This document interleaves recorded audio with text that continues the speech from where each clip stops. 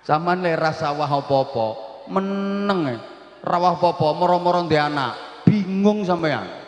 Ya ora penak, ya penak wah apa-apa sik, terus dibolan-baleni nek wah apa-apa. Ya perengkosan petentengan kok. Ya katok lempok, boyok ya ora karu-karuan. Lagek duwe anak, paham mboten? Le, aku le Bu, umpama kok Bojonegoro tekan kene, aku meneng rasa wah apa-apa. Moro-moro digawe berkat, digawani berkat, digawe amplopan, ora penak ngono kuwi. Ya kudu petentengan sik, ya ceramah, ya mikir perengkosan ngene iki, engko terus gawe mangan, gawe berkat. Ngono